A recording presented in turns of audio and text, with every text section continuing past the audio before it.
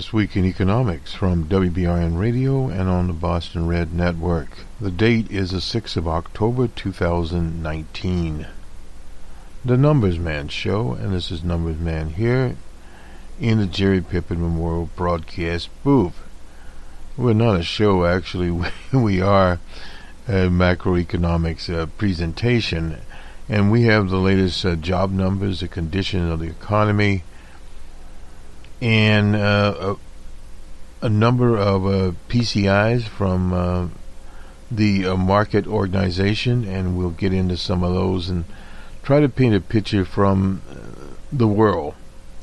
And we believe we have the service PCI from the U.S., and on top of other forecasts on Monday, I believe we'll have some of the debt, consumer debt, where consumer debt is. And I go to my notes here. We talked a number of times on this in this broadcast series about the psychology of the market. Well, the psychology of the market during the Obama administration, from the conservative critics, was very, very pessimistic or negative. And effectively what they were doing was talking down the market. There's more than one way, obviously, you can approach it. If you approach it in a positive standpoint. Now, I'm not talking about spin. There's a little spin everywhere. And when you have a depression going on, as President Obama's administration had, there has to be some spin. I can recall the economic advisor at the time was talking about a supply problem out there. And did they have a supply problem? Well, yes, they did have a supply problem. But you don't talk about that when your unemployment rates are going up and up and up there. So functions of the market, supply, demand. It was a demand problem. In a depression, you always have a demand problem, which can lead to a supply. In other words, producers cut back on the amount of product that they make. And that is what's happening now in this scenario where we find ourselves at this point. I say ourselves in terms of the global economy. Well, again, the psychology of the economy goes back to, if we look at various consumer surveys, consumers were spending as they expected the economy to be as humming along, as they said, a non-economic phrase there. But, and this is where the debt is very, very important, because when people feel positive about the economy, that it's going to get better, obviously not worse, they tend to buy things on credit cards when they feel that the economy is not doing so well, or will not in the coming months. They tend to spend more on a cash basis. Even if it is a credit card basis, they pay the credit card debt off immediately. So a little difference. In other words, they're not extending themselves.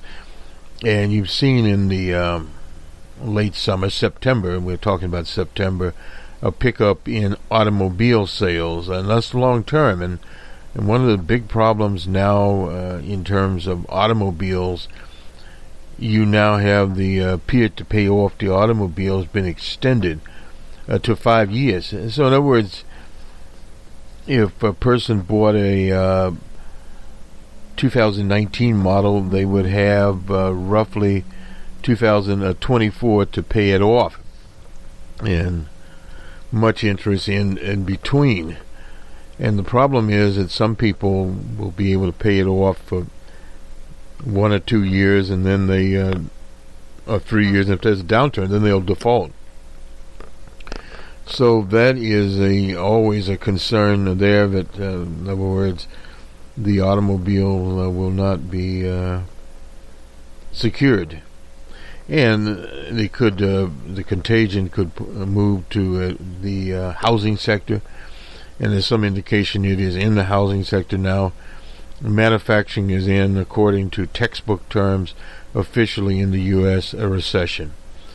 So those things that move to the service economy. We'll talk about one of the trucking companies. I was not aware that the trucking had lost so many workers.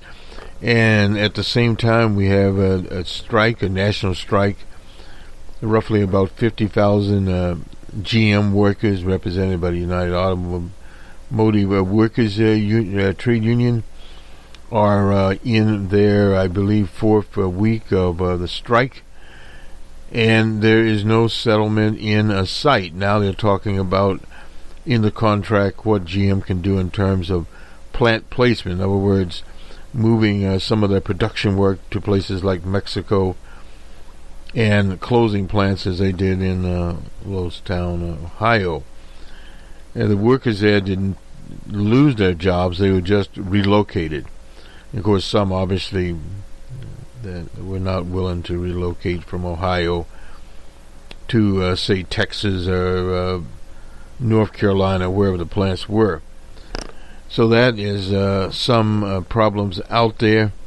We'll look at the unemployment number now. When you look at the number 3.5, historically that is high because during the administration of G.W. Bush, basically the economists settled on 4.3, 4.5 as full employment. So now effectively we have the 3.5. You can get confused about 3.5 in an era where it was 3.7 and almost below that. That becomes normalcy now, but you lost 0.2 of a point from 3.7 to 3.5. Nothing to get excited about there because that's really not affecting things. But what we do look at is the number of jobs produced. We'll get into that in a minute. And what the average is there. If you recall, during the 2016 campaign, there was much talk about the job figures and the real rate of unemployment. Now, we're not talking about that today, but one candidate said, well, the real rate of unemployment was from 10 to perhaps 20%. Well, when you get into what the real rate or actual rate of unemployment is, and depending on how it's done, one thing to remember that the numbers that we present today are only people that are in the employment circumference, have looked for jobs, etc. And then, of course, we have discouraged workers. A lot of ways of saying it. So the quote-unquote real number will be much larger than, say, 3.5 here. So you'll see a lot of that going on. Nonetheless, let's get to it. This is the employment situation from the Bureau of Labor Statistics for September. The unemployment rate declined to 3.5 in September, and then the employment rate rose by 136,000, as reported there. The release presents statistics from 2-month surveys. The household survey measures workforce status, including unemployment by demographic characteristics. The establishment survey measures non-farm, and I've had some quibbles with that because really we don't have farm. Farm is minuscule now. Hours and earnings and by industry here, and we'll get to the household survey data firstly here. In September, the unemployment rate declined by 0.2 to 3.5. It had been 3.7. The last time the rate was this low was in December of 1969, when it was about 3.5. The number of unemployed persons decreased by 275,000 to 5.8 million. Amongst the major groups, for Europeans, it declined to 3.2. In September, the jobless rate for adult men, the same at 3.2. Adult women at 3.1. Teenagers, which has historically been high, at 12.5. African Americans, now this is very interesting here, at 5.5. And for Asians, it has been much higher there, so we can see that rate going down. For Asians, 2.5. Latinos, 3.9. Showed little change there. Amongst the unemployed, the number of job losers and persons who completed temporary jobs declined by 304,000 to 2.6 million in September, while the number of new entrants increased by 103,000 to 677,000. New entrants are unemployed people who never previously worked. And that's a category we've not had here, so we are getting better data in. In September, the number of persons unemployed for less than 5 weeks fell to 339,000 to 1.9 million. The number of long-term unemployed, those jobless for more than 27 weeks or half a year, was little changed at 1.3 million and accounted for 22.7%. The labor force participation rate held at 63.2 in September. The unemployment population ratio at 61% was little changed over the month, but was up by 6/10 point over the year. The number of persons employed part-time for economic reasons, sometimes referred to as involuntary part-time workers, was essentially unchanged at 4.4 million in September. Those individuals would have wanted full-time employment, couldn't find it. In September, 1.3 million persons were marginally attached to the labor force, down by 278,000 from a year earlier. And this data is not seasonally adjusted. They are not counted as unemployed because they have not searched for work in 4 weeks. Now, these are some of the constraints that are in the survey here. So when you hear that actually the number of unemployed persons is larger, yes. Amongst the marginally attached, there are 321,000 discouraged workers in September, a little change from a year earlier. The remaining 978,000 persons marginally attached to the labor force in September had not searched for work. Now, this would be through the state/federal employment services. Now to the establishment survey. Non-farm payroll increased by 136,000. Job growth has averaged 161,000. Not enough to pull any slack out of the market, but enough to sort of move along. Healthcare. Excuse me. This was the sector of the economy that many of the people on the right said that would disappear under the Affordable Care Act or Obamacare, but the numbers defy that. Healthcare added to 39,000 jobs, in line with its average monthly gain in the past 12 months. Ambulatory health services, 29,000. Medical centers, 8,000 over the month. Employment, professional business services continued to trend up, 34,000. The industry has had an average of 35,000 jobs per month thus far in 2019. Compared with 47,000 in 2018. Employment in government continued upward trend in September. 22,000 federal hiring, the census was there, was negligible, only 1,000 people there. The government added 147,000 jobs over the past 12 months. Largely that has transpired in a local government. Employment in transportation, warehousing edged up 16,000 there within the industry, and we'll talk about trucking later in the broadcast. occurred in transit and ground passenger transportation, 11,000 there. In couriers and messengers, 4,000 there. Retail employment changed a little in September, a negative 11,000. Within the industry, clothing and clothing accessory stores lost 14,000 jobs, while food and beverage stores added 9,000 jobs.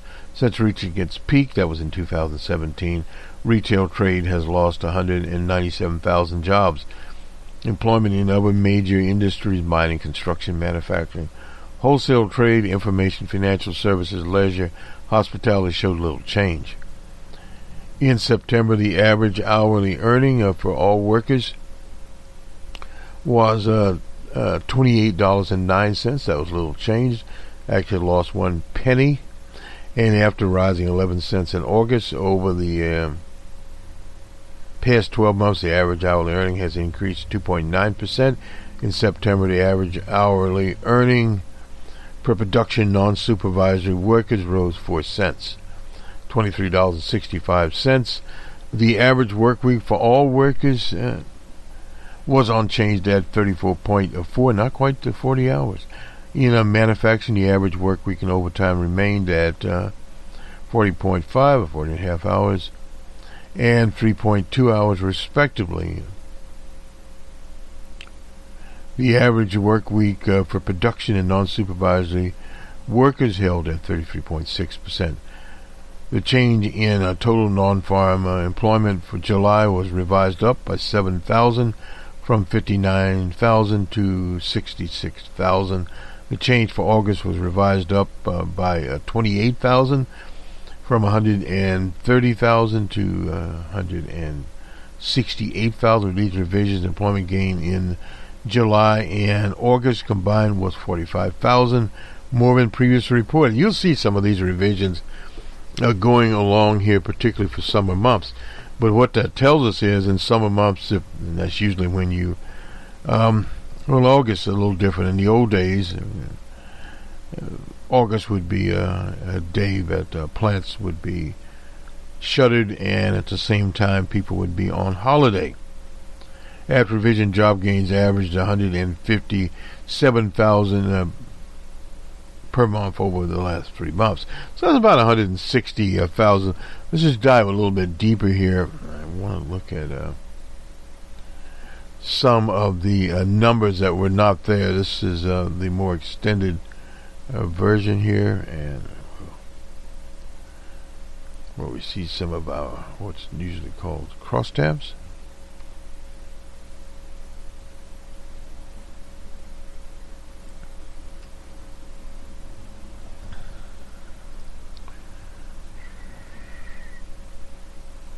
We won't get into the industries here. Total non-farm was 108 in September, and that is in thousands there.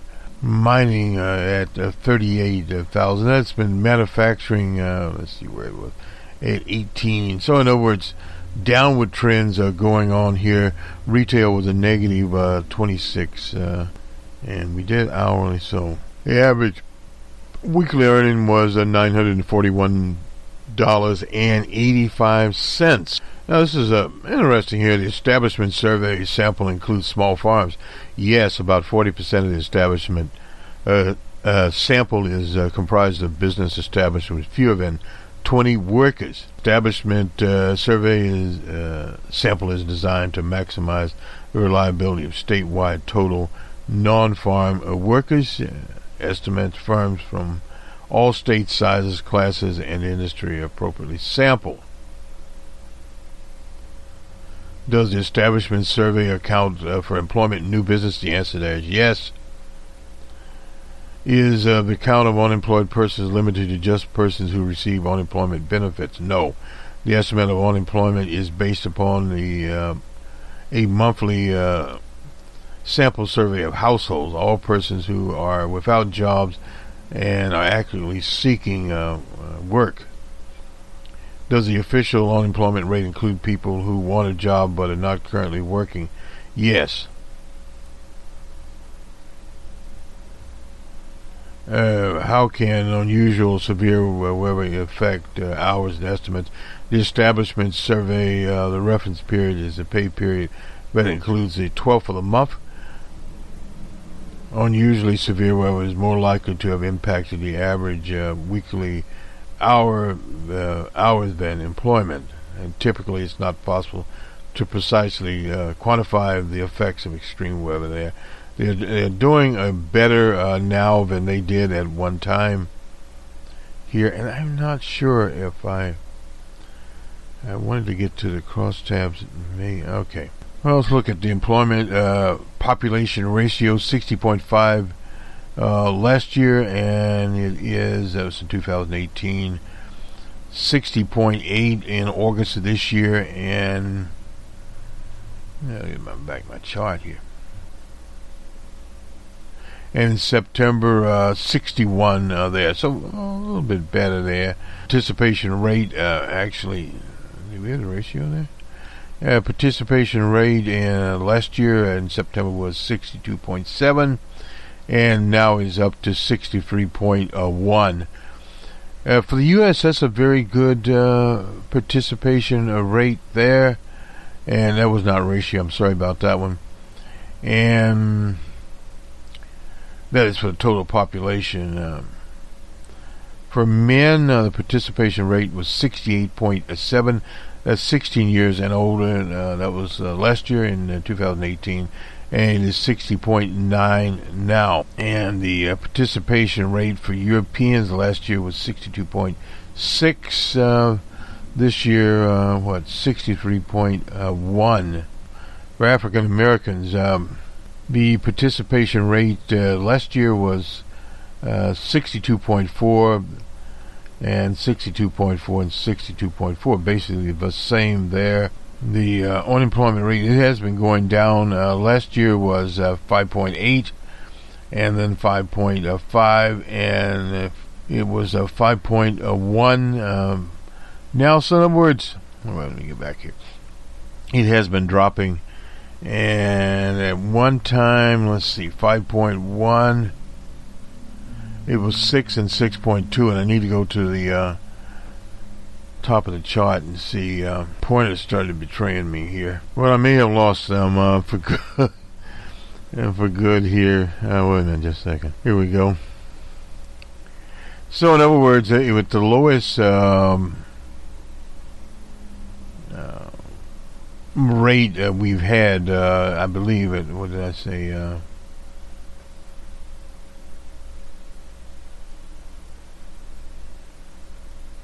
Yeah, at 5.8, last year 5.5, 5.1, and historically it was in the 60s, 6.1, 6.2, and I need to get to the top of my chart. Actually, it went up. The first number we gave you was September of last year, and August of this year, and September of 2019. 2018 is when you had the sixes. It had went up. So historically, for African Americans, it's been about 6% there. And if non-seasonally adjusted, we get to seasonally adjusted. That would be the last in September. The last one. I'll see if I can get that one. And see exactly where we are now. 5.5 in September. It was 5.5 last month, and it was 6% prior to that, and 6.2. And if you seasonally adjust that rate, that's for African Americans, you have 5.1. So again, non-seasonally adjusted. Excuse me. So a little different there. If we look at it for Latinos, 4.3 in September of 2008, 4.2 in August, and in September this year, this is not season adjusted, 3.6, and if you season adjusted, 3.9. Still a very good rate there for Latinos. We won't look at Asian Americans because, again, it is very, very, very, very low there. And that does it for that part of it. Let's move along here. No, we won't do that one.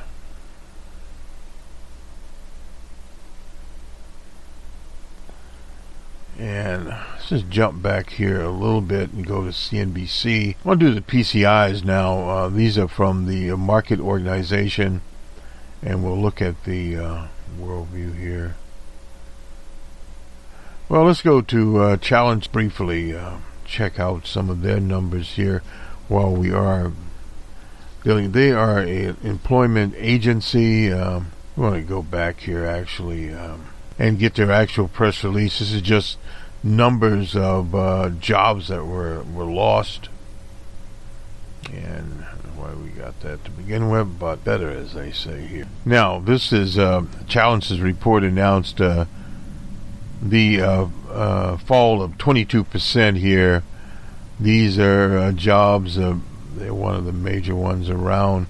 Job cuts by U.S.-based employers fell to 41,557 in September, a 22.3% lower than the 43,580 announced in August. This is the second lowest monthly total in 2019, according to a report released by Challenger Gray and Christmas. Last month's total was 24.8% lower than the 55,285. So you kind of see what's going on here. Industry is not producing a job. This is why we brought in Challenger here, and we need to get to market. And here we go. A lot of PMIs. Did I say PCI? Sorry about that. I'm not in the computer business now. PMIs, we'll get to a number of those. Not in any particular order. I think we'll start in the emerging economies. And that's where we'll start. These are, and we'll work our way to the basic economies here. This is by, this is the PCI here from, let's see. Well, I guess we'll do it like this. This is the Commonwealth Bank of Australia. We'll just briefly go over some of these here. September saw Australian service business activity return to expansion, supported by strengthening sales trend. Backlog work rose at a faster rate. Firms also showed greater confidence in the outlook, with business expectation rising there. The headline figure derived from a survey is Commonwealth Bank Australia Service Business Activity Index. It was rising above 50%, an improvement there. Let me just give the index rose from 49.1 to 52.4 in September, indicating expansion at 51.3, the average for the third quarter. So Australia is in better shape there. They've had some machinations going on there. The output at 52, and of course expansion changed direction. Commonwealth Bank output index, a GDP weighted average of Commonwealth Bank's manufacturing output index and Commonwealth Bank's business index. The seasonally adjusted composite rose to 52%. They are in good shape in Australia now, at least. And it's interesting when you get into, let's see, Dan Ferguson here, and that is basically it for Australia. So we move along here as we generally, as they say, prog along from emerging markets. And Australia, of course, being connected with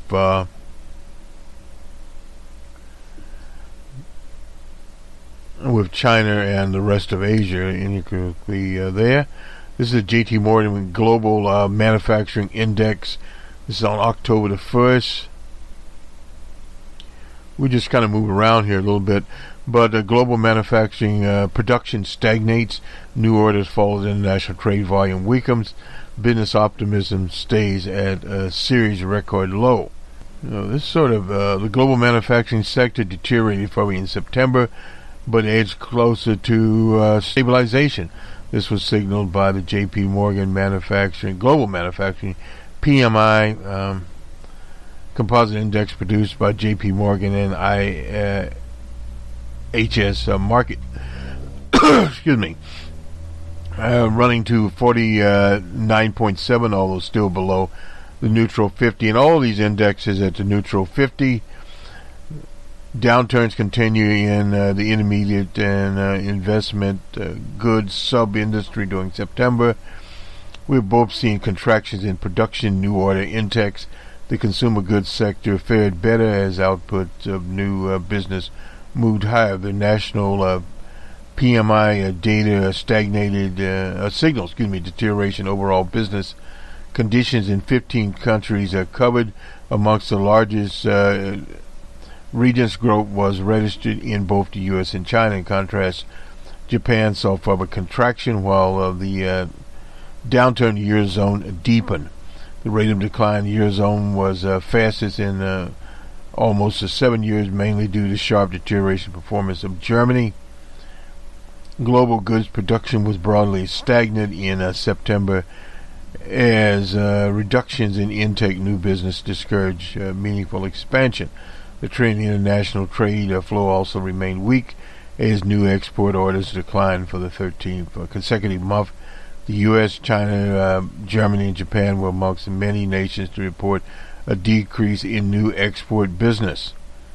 September saw a further mixed decline in global manufacturing employment.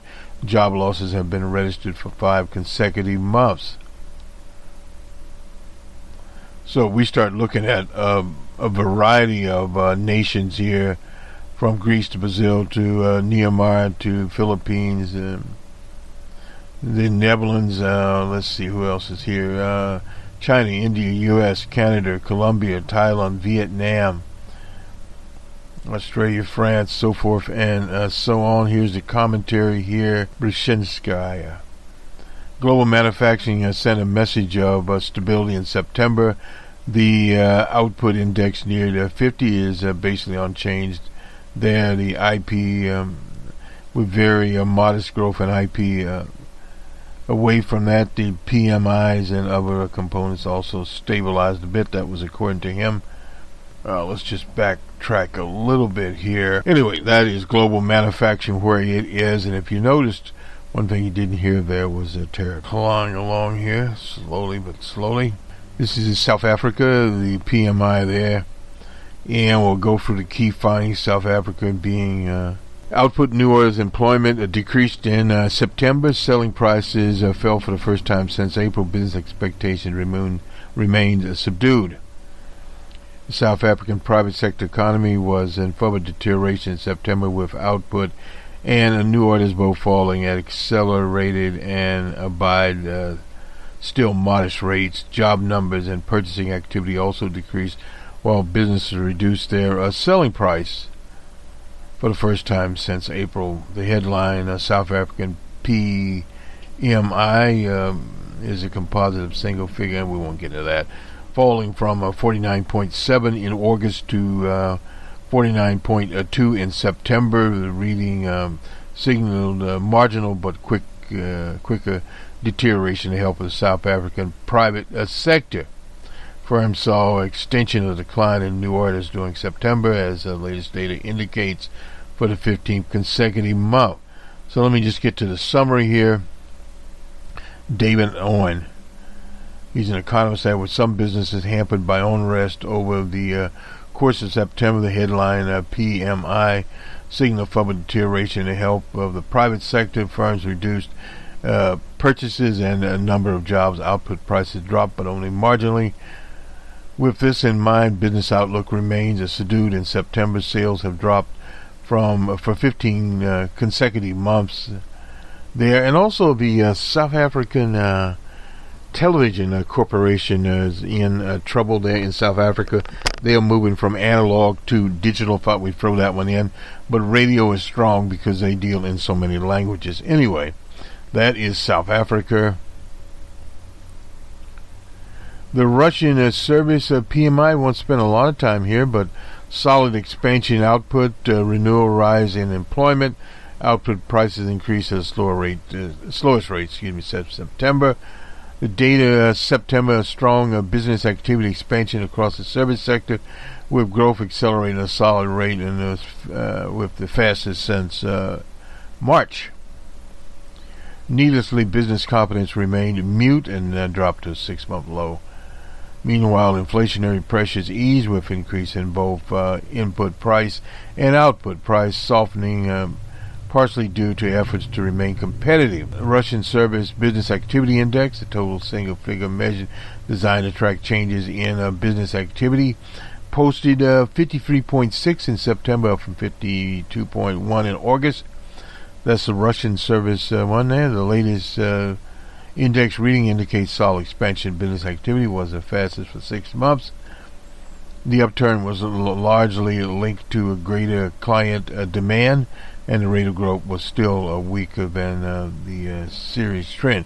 New business increased only marginally, and I think that's with increased report of the panelists there. Let's see if we can get anything else here from them. Greater business requirements, meanwhile, led to renewal rise in employment. That is in Russia. Subsequently, firms registered a further fallback in a backlog of work. The average outstanding business decreased solidly, abide at a softer pace for 3 months. On the price front, cost burdens faced by firms rose at a relatively solid rate in September. The price increase softened for the 7th time in 8 months. So let's see, we can get a little commentary here from Sanyai Jones. Anyway, the Russian service providers indicate a faster rise in business activity in September, despite only a modest expansion in new orders. Older firms raised their workforce numbers for the first time since April. They expressed a lower degree of optimism towards future output. Firms highlighted difficulties facing small and medium-sized businesses. Input prices rose at the slowest rate, so that's since early 2018. And cost-cutting initiatives at the composite level, private sector output and new orders were weighted only by contradictions across the manufacturing sector there. Now, again, the state enterprises in the Russian Federation are the bulk of activity there.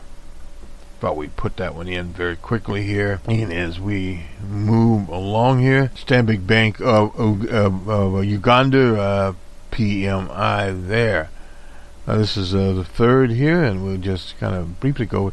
New orders feed through to increase output. Companies respond to rising orders by taking on extra staff. Cost input, output prices increased. New orders increased in September. And let's see if we can get the numbers here. New orders at the PMI, a composite index calculated anyway there. New orders at 30%, output at 25%, employment at 20%. And let's get to the numbers here. The headline PMI was 55.7 in September, down from 57.5 in August, but it's still above the 50%. Well, no doubt about that. And private sector activity remained solid at the end of the third quarter, Q3, despite the PMI decline to 55.7 in September, 57.5 in August. Overall activity remains robust. Domestic demand continues to improve, partially driven by private sector credit growth over the last year. Despite the higher input costs, rising new orders have supported overall output. It has been 32 months in a row improving businesses there. That from a Fuchsia. He's an economist there. Anyway, things are good. That's interesting. Now, that's one of the emerging economies doing better under this situation. In contrast, also Russia is actually faring better. This is the again the Stanbic Bank, the Kenyan bank. New order growth improves to a 13-month high. Key findings: demand increased sharply in August. Output rises, but only marginally. Cost inflation slows to the 2-year low. That is always good. Sharp upturn in new business in Kenyan companies. Feel strong improvement in operating conditions. So that's 13 months there. The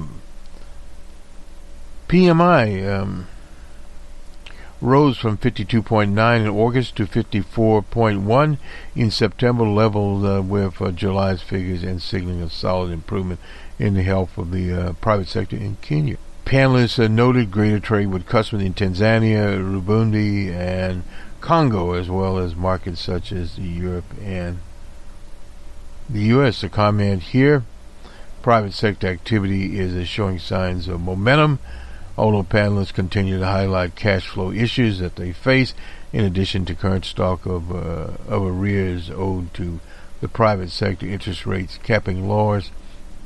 That is from a regional economist there, venture with his name here as we move right along. This is more of the PMIs than we've had. I thought we at least would summarize them in our report so you get an idea here. This is the ISH market, French services PMI from France. Business activity expand only marginally in September. Slow rise in new businesses, soft increase in employment. Business activity posted 51.1 in September, down from 53.4. Has the French economy slowed down? Well, somewhat. Elsewhere, input prices faced by French service providers continue to rise at the end of Q3, although solid overall, the rate of inflation eased to softest in 2 years.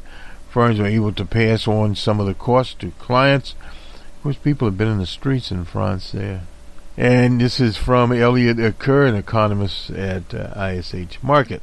Private sector activity growth eased at the end of Q3, driven by soft rise in services and return to a contraction in manufacturing.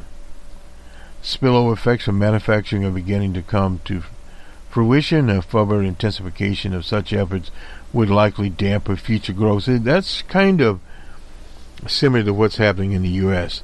That said, France continues to outperform other large countries in Europe, and a further rise in business activity rounded off a solid quarter. PMI pointed to around 0.2% economic growth in the third quarter.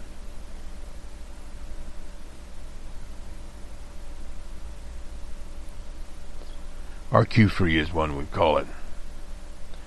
Anyway, we did have a lot of these here. Service sector lost momentum in September. This is Germany. Amidst fall in new business activity in Germany, the largest economy in Europe, business activity grew at its weakest pace for 3 years. Flow of new work fell for the first time since September 2014.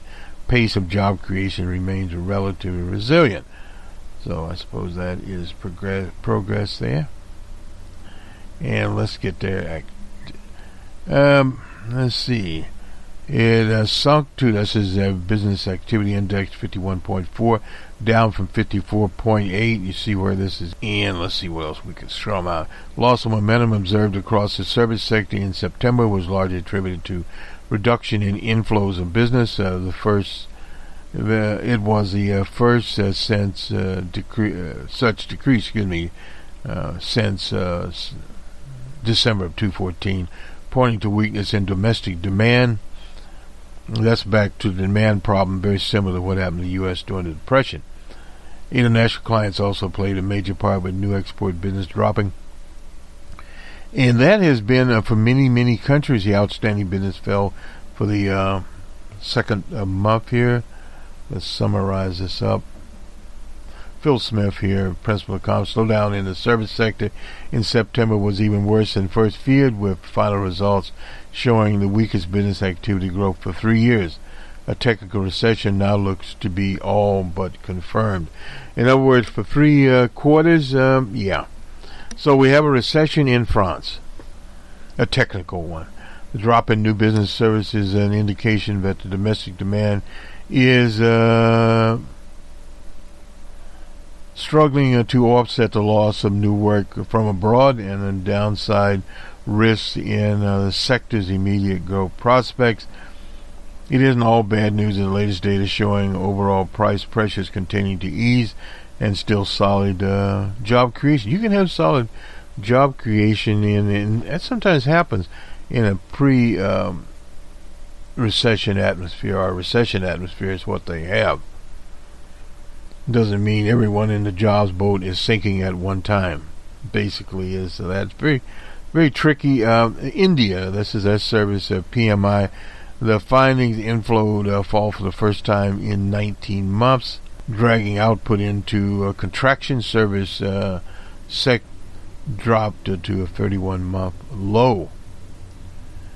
At 48.7 in September, the Indian service index posted inside contraction territory for the first time in 3 months. The headline figure was down from 52.4 and fell to its lowest level since February of 2018. Panelists indicated the downturn stemmed from weak demand, competitive pressure, and challenging market conditions. New work intake contrasted in September following a 18-month sequel of expansion. This is one of the things that unfortunately happens. This can come very, very quickly. For the first time in 40 months, the rate of depletion was only marginal. Okay. Amidst reports of higher food, medicine, transportation costs, input price increased further, they said that the rate of inflation eased to the weakest in 2.5 years, was negligible in the content of historical survey data. Anecdotal evidence suggests that lower fuel prices curbed the extent of the rise in average cost burden. Prices change, provision of services continued to increase. The rate of inflation was modest, a little change there. September data indicated positive sentiments among Indian service providers faded, and although output growth in the year ahead was still predicted, some firms expect to see an improvement in demand and favorable outcomes from market effects, while others were worried about subdued economic conditions still lingering. Overall optimism dropped to a 31-month low. Growth in the Indian private sector activity came to a halt in September. The composite index fell from 52.6 to 48.9. There, and the commentary here, let's see, what do we have for commentary? Pollyann Delama, the principal economist there. The bad news of a cooling manufacturing sector was compounded by an outright services downturn in September. The result, private sector output in India contrast for the first time since February of 2018. This reflects a decline in sales abide fractional while restraining employment growth. Worldly business sentiments shrunk to the 31-month low. Policymakers hope that monetary and fiscal stimulus could boost domestic demand as well as business investment, thereby restoring economic growth in the months to come. A drop in aggregate input costs, inflation to its lowest in around 3 years, raised the possibility of further cuts in benchmark interest rate. When we look at the subsector data from the service sector, we see diverging performance. Real estate, business services, financial, and insurance were the main source of weakness, falling to a record growth of new orders and outputs. The only three segments continue to expand, but at softer rates than in August. Consumer services was the best performing category. That was in India. Will that last? No. One of the things we're trying to do here is see some similarities between some of these economies. Now with the U.S., new business slides to its lowest there. This is their services PMI here. Key findings: expansion, new orders eased to marginal growth. Employment declines for the first time since February of 2010. That was a depression. Input prices reduced at its sharpest pace. September data indicates only a slight increase in business activity across the U.S. service sector, with with expansion constrained by a slowest monthly growth in new business recorded since the data collection began. That was in October 2009, the Depression. Subsequently, firms reduced their workforce numbers for the first time since 2010. Again, back to days of the Depression. Business confidence also remained subdued and ongoing economic activity uncertain. On the price front, input costs fell only for the second time in the history of the series. Firms also cut their selling prices in an effort to remain competitive. Seasonally adjusted final business activity index registered 50.9 in September, in line with earlier flash figures, up slightly from 50.7 in August, but needless to signal one of the slowest increases in output for 3 years. Many firms noted that less robust client demand held back the expansion. Moreover, the third quarter average for 2019 signaled the weakest business activity performance in 3 years. Concurrently, new business growth slipped further to the slowest decline in nearly a decade. 10 years decline in new business from abroad, fastest since 2014, with soft demand conditions here. There signal contraction in employment since 2010. That was the Depression. Moreover, further drops in workforce numbers were the sharpest since the end of 2009. That was the first year of the Depression. A number of companies reported difficulty in finding suitable candidates for on-field positions. That's another part of it there. Service providers reported that the sharp fall in levels of outstanding business, sharpest I should say, since 2014. Meanwhile, cost burden faced by service providers declined for the second time in a decade-long series history there, and a lot of this is tied to the history of the survey, which is interesting in itself. As a result, service providers continue to offer discounts, and their expectations towards output over the year ahead remains muted. At the end of Q3, although the degree of confidence picked up slightly since August, it was the second weakest in the series. In other words, they keep pointing to the series here. Marginal rise in private sector output, but new business growth eases to a series low, and this is I'm not sure where we're going here. Let's get to manufacturing while we're here. The U.S. Composite Output Index is a GPD weighted average of U.S. manufacturing PMI output index and the U.S. Business Activity Index. The composite PMI registered 51 in September, in line with an earlier flash figure 50.7 in August, indicating a slight expansion there. Summary here. Dr. Chris Williamson here, chief economist at ISH Market. A disappointing service sector PMI news of lackluster manufacturing means the past 2 months have been seen as one of the weakest back-to-back expansions of business activity since the Depression. That was 2009, sending a signal of slower GDP growth in Q3. The surveys are consistent with economic growth at 1.5% annualized rate in the Q3, with forward-looking indicators suggesting further momentum could be lost in Q4. In particular, inflows of new business have already stalled, with September seeing the smallest increase since 2009. That was a Depression. In this environment, companies are taking on an increasingly cost-conscious approach to payrolls, with September's consequently seeing survey firms report a net drop in headcount for the first time again since 2010, the Depression. This translates into non-farm payroll trending below 100,000. Well, a little bit above that, but not much better.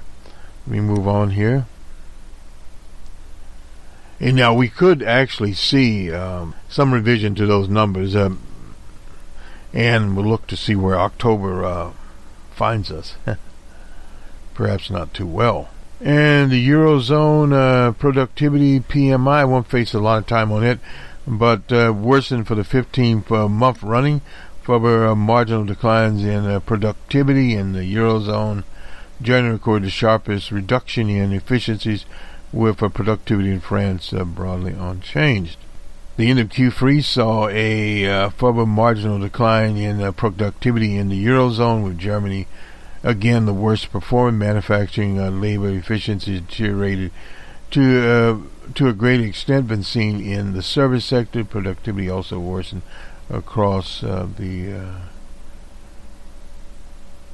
Q3 as a whole. Anyway, Eurozone productivity, where it ticked down to 49.5 in September from 49.6 in August. Not much better.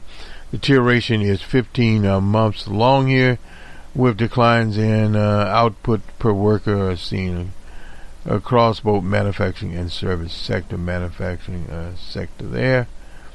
And I guess if we look at some of this, we see France at 51.1, Germany at 48.7, that's that total, and Italy at 49.5, the Eurozone at 49.5, that's the total. And manufacturing at 49 in France, 48.4 in Germany, 49.3 in Italy. Services at 54.4 in France, and the others under 50% at 48.8 and 49.6. So that is where they are. For the third quarter, France at 51.1, Germany at 48.8, and Italy at 49.1, and the Eurozone at 49.5. Services at 50.3, that's in France, at 49.3 in Germany, and 48.9 in Italy. I think we'll get this summary here, and we'll down here. Well, boy, we really got carried away here with all these PMIs. We'll see. We missed anyone. We probably will have to skip a few of these, but anyway, you get the general picture. We went from emerging market. We'll do Hong Kong. Fell sharply there because of obviously demonstrations in the street. Local business confidence in 7, the lowest there. Trade tensions, local protests continue to hurt demand. The comment here, Brendan September saw Hong Kong's private sector economy remains in a deep downturn. The business activity continues to be impacted by protracted political protests. And at 42, the average PMI for Q3 is the lowest since the depths of the global, in other words, the depression. And other surveys suggest that economic malaise is unlikely to do it anytime soon. Well, so much for Hong Kong. We just give that because we hear so much on the political side about the difficulties in Hong Kong, which will continue. They are not abating. We'll see where that. We'll do Ghana very quickly here because we have to. Fast expansion, new orders, solid rise in backlog leads to firms to take additional staff. Overall costs rise at a modest pace. The headline, Ghana PMI ticked up to 51.4 in September from 50.7 in August. Business activity rose at a faster pace since the start of the year, a signal of improvement in client demand. 11 months. And so Ghana is doing very well. If we look at overall how they're doing on these emerging nations. Companies in Ghana also increased their purchasing activity at a modest rate, leading to the third consecutive monthly accumulation of stock purchases. Boy, there's a lot of infinitives here. And meanwhile, suppliers' delivery time were unchanged, ending a 4-month period of improvement. The rate of overall input cost inflation accelerated thanks to sharp decrease in purchasing pricing. However, fuel prices were widely mentioned, while there were also reports of currency weaknesses contributing to higher cost burdens. That is a little problem there that has to be solved. Staffing rose slightly, passing the higher input prices to consumers. Companies remain confident regarding the 12-month outlook, and that's different. That's in the emerging economy, a little different from in the U.S. here. Let me roll along here and make certain that I've not left anyone behind that is essential, because when we were looking at these, we assumed we would get enough. Brazil, their service PMI here, solid rise in new work drives job creation to 55-month high. You wouldn't expect that. Demonstrations on the against Bolsonaro and Brazil. Business activity increases for the third straight month. Input costs, etc. We'll get the number here. At 51.4 from wait a minute here, 51.4 in August. I'm sorry, 51.8. So they did rise some there. New work rose at its quickest rate in 6 months during September. According to panelists, upturn in sales reflected expanded client base, strengthening demand conditions there. And the 5 subsectors, exceptions being transportation, storage, real estate, and business services. While total sales increased, new business from abroad continued to contrast. Aggregated employment in Brazil, the service economy, rose further in September, although at a modest rate there. Job creation was the strongest in over 4.5 years, period to which rises were seen only on 4 occasions. Payrolls increased there. And the comment here by Delama here, the latest PMI data brings welcome news for strong expansion in the private sector across Brazil. The relatively better demand environment, coupled with lower borrowing costs, arises from further monetary easing, quantitative easing. In other words, they're pushing money in. The Fed pushed over $75 billion into the U.S. economy. Should boost consumption investment in the near term, ensuring that Brazil's economy will remain in a recovery path. Labor benefits from robust demand for goods. The labor market, that is, seeing the fastest upturn in private sector in 4.5 years. New work was generated domestically, with the PMI data showing broad-based declines in export at goods producers and service producers. Challenging exterior conditions include ongoing trouble in Argentina, hampering aggregated international sales for the 10th month. So Argentina is having problems there, and we'll see, because Barcelona's economy has not been there. You obviously coming from a different setup under former President Lula. So sometimes when you see these transitions, it takes a year or more, as it did in the U.S., the transition, the Obama economy to the Trump economy. Further marginal declines in Eurozone productivity. We won't spend it on this because we did talk about the Eurozone productivity here. It's ticked down to 49.5 from, 49.6. Not much change in the productivity in the Eurozone. We've already went over this, so we won't go back to it. And the last one, and we'll do the numbers here. Sorry about going a little bit over time, but we don't usually have. This is Nigeria. The PMI of Nigeria, new orders growth quickens to 15-month high. All of the African countries are doing better. South Africa has some little difficulty. Faster increase in input and new orders. Input cost inflation, 9-month high. Business sentiment strengthens there. That's one of the things that we get. The reading above, at 57.1 in September from 56.4 in August. The PMI was at a 15-month high. Signal improvement in business conditions at the end of Q3. Operating conditions have now strengthened in 33 consecutive months. Strong client demand was widely reported by the panelists there. Overall rate of expansion quickened for the 4th consecutive month. And companies responded to improved new business conditions there. Business activity now has increased for 33 months consecutively. This is Stanbic Bank here. The strong inflow of new orders led to accumulation of backlog work. for the fifth month running, despite pressures on capacity. Companies increase their staffing levels only modestly. On the other hand, substantial growth of purchasing activity was recorded.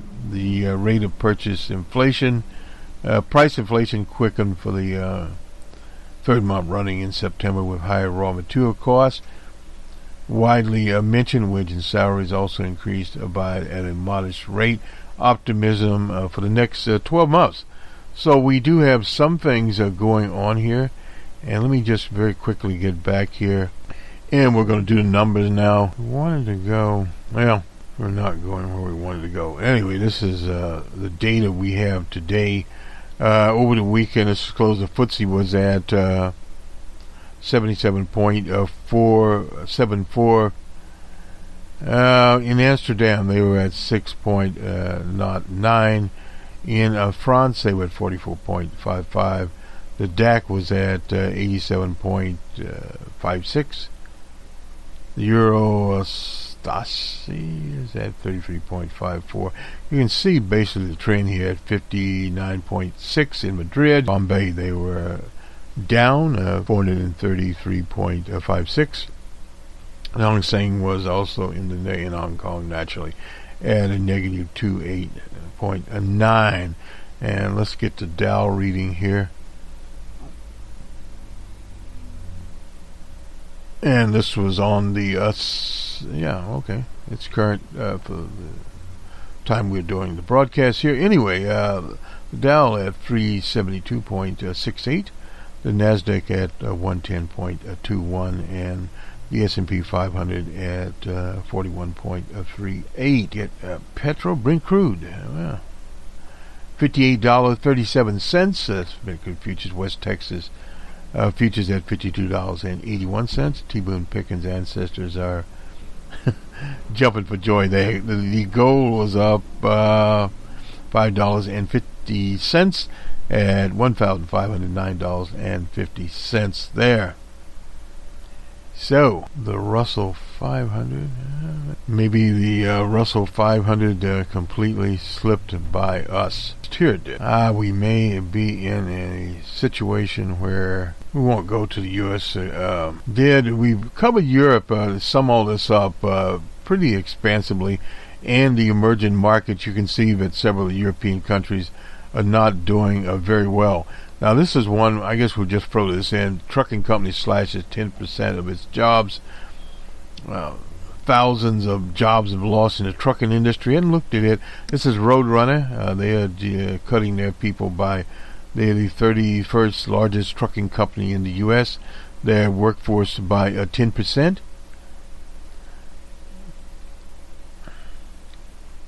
And of course losses of $8.6 million in 2018. Evidently there's a lot of losses there. We weren't aware of it. Sometimes you're not aware of it. Dry vans are amongst the most common type of trucks.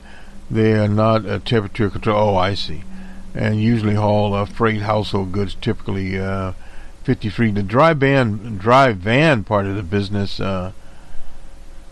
has been going down at Roadrunner. That's the point I wanted to make, and now have shrunk year over year from 2018. Trucking saw a downturn in 2019 with thousands of jobs lost, hundreds of bankruptcies, and what one trucker called a bloodbath.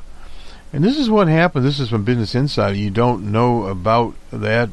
Contract rates, which are major trucking market in dry vans, are down 8.1%. Trucking was not so hot in 2018. 46% of truckers say they got a pay raise. Was hot, compared to 11% in 2017. So there were a lot of raises out there. A lot of people were hired. But those profits brought more trucks, more drivers into the industry, causing a glut of supply. That's classic economics there. The industry's overbuilt massively in 2018, 2017. And that's from Seaport Global Management. Can keep sterling that, told Business Insider. What happens in trucking, a driver may work for one of the large trucking companies. Then they may be able to say, Well, I'll go off on my own and be called owner-operator. A lot of owner-operators around. So you go to the bank, get a loan, and the big companies are seeing a squeeze, such as Roadrunner, coal carriers, a refrigerated trucking company with more than 400 truck drivers filed for bankruptcy. That's very important. I didn't know about that one. And amongst the leaders, J.B. Hunt, Knight Swift, and Schindler all had to slash their annual outlooks this year. Freight volumes have fluctuated in recent months, with the American Trucking Association reporting 3.2 in August after a 6.2 jump in July. Overall tonnage was up by 4.1%. Sterling emphasized the burn-off capacity is still necessary. 9.3% of trucker posts for jobs on the DAT load board than the same period last year.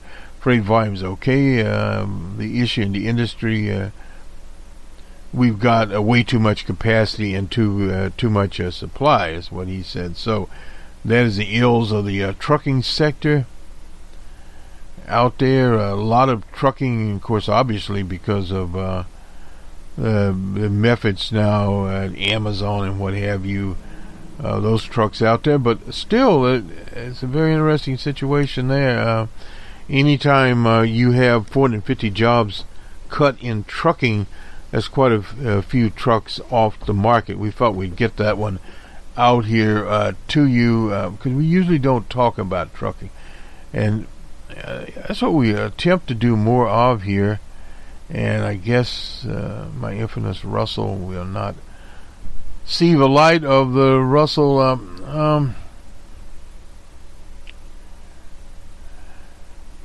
supply management people out of Tempe. See if I can get them up here, because we may not get them. We've had so many PMIs going today, and we will attempt. Okay, this is on October the 1st. This was a major one. We just get the basic indexes here if we can. Here we go. Their production, let's see, new orders index at 43.3. September, their PMI registered at 47.8. A decrease of 1.3% there. And the production index registered at wait a minute here. Lack of demand there. Input expressed as supplies delivered, inventory, so forth and so on. Global trade remains the most significant issues, as demonstrated by contraction in new export orders that began in July of this year, 2019. There's some more comments by Flores here. Let's go back to where we were. The production index at 43.3, 2.2% decrease. The employment index at 46.3, a decrease of 1.1%. From August reading of 47.4. The supply delivery index registered at 51.1, 0.3 decrease there. The inventory registered at 46.9, a decrease of 3 points from 49.9. The price index registered 49.7, a 3.7 price increase there. Readings over August's reading was 46. New export orders index registered 41, a 2.3 decrease. The import registered at 41.1, a 2.1 decrease there. Comments from the panelists continued a decrease in business confidence. And September was the second month there, and we'll see what the third month brings. And manufacturing at a glance, again, at 47.8. They're contrasting their new orders at 47.3, production at 47.3, employment at 46.3. I think we went over most of these. We need to get consumers, and consumer inventories at 45.5. Prices at 49.7, backlog of work at 45. spend a little time here. And some of the things out here, commodity prices, commodities up in price, commodities down. Oh, okay. This is natural gas was up, precious metals were up. The down, aluminium, aluminum corrugated boxes, nylon, puff, steel, etc. Commodities in short supply, electric components, and helium. Probably the only place we'd find that one. Manufacturing contrast in September as the PMI registered 47.8, a decrease of 1.3. This is the lowest reading since June. And it's the same thing with the market PMI since the Depression 2009. They're one of the PMI sub-index supply delivery registered at a level associated with expansion. 2 of the 6 biggest industries expanded, 4 contrasted. Their PMI above 42.9% over a period of time generally indicates expansion of the overall economy. That's interesting there. A reading above 50 indicates that the manufacturing economy is generally expanding. Below indicates generally contrasting. A PMI above 42.9 in over a period of time generally indicates expansion of overall economy. Therefore, September's PMI indicates growth for the 125th consecutive month in the overall economy and the second month of contraction, following 35 straight months of growth. The past relation between PMI and the overall economy indicates that the PMI for September 47.8, corresponding to 1.5% increase in real GDP. This is the same thing that market people came out with amortized there. So you're going way down here is basically what the message is. We won't get into new orders here.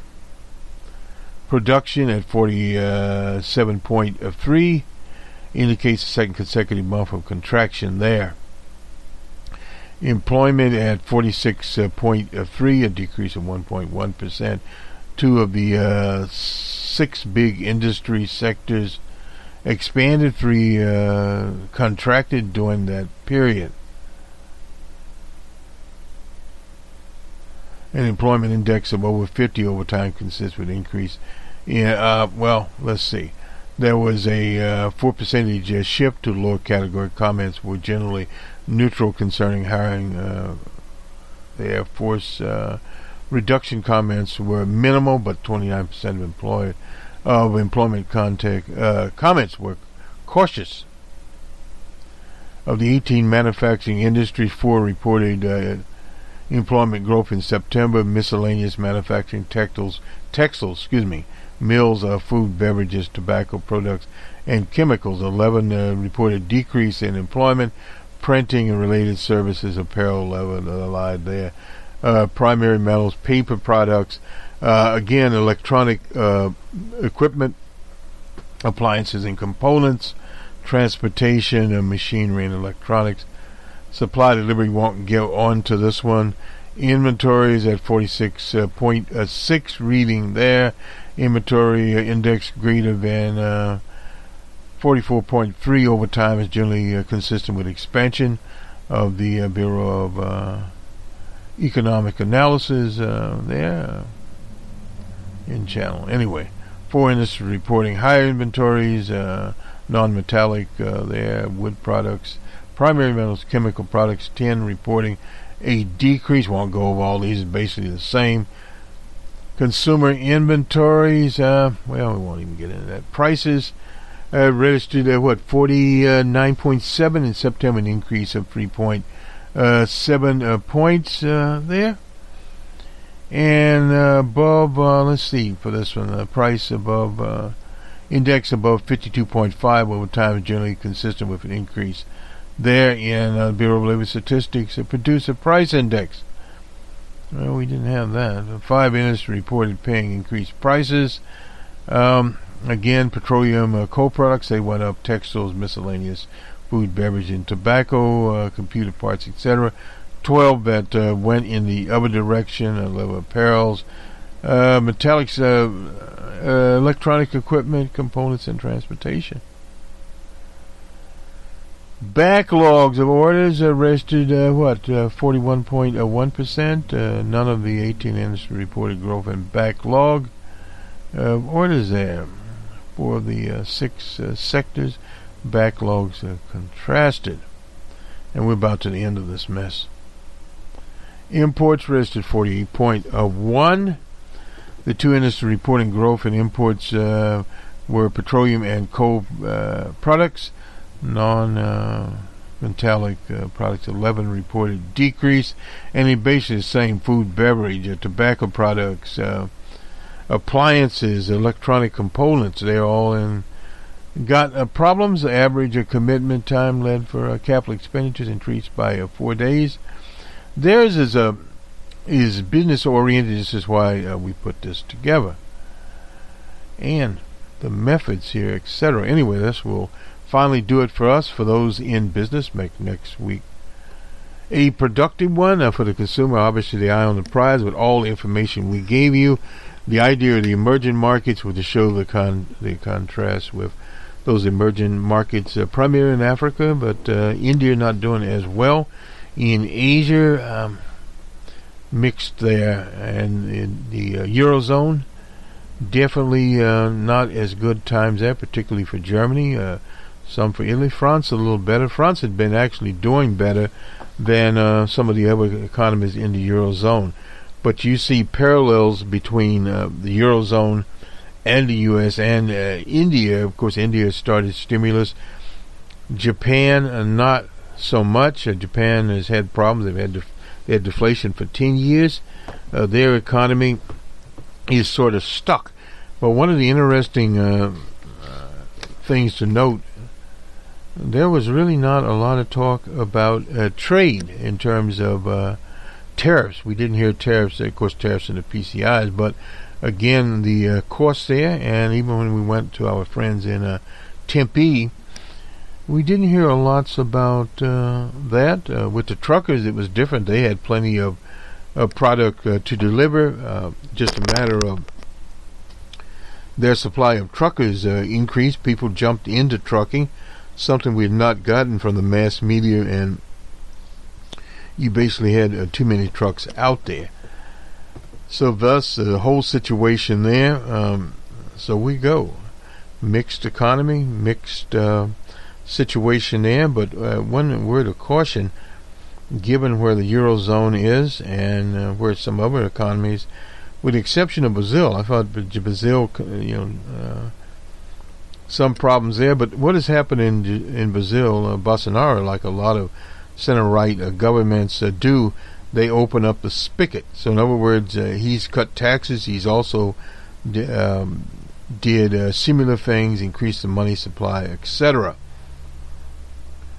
But that can be a problem in the long term there, particularly if the other economies in his region slow down, the Eurozone slows down, China slows down, etc. And the U.S. Fed is doing some quantitative easing there. They're cutting interest rates, but at the same time, the economy is slowing down. That's a sort of mix there, figure. But basically, what your problem is, you have a supply-demand problem. You have a demand problem is lessening.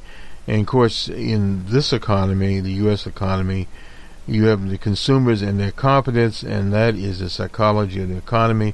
The market is up and is down, but basically the news that consumers get from various analysts, they look at, and when they hear that consumer confidence itself is going down, particularly we're in Q4 now, and this is the holiday buying season.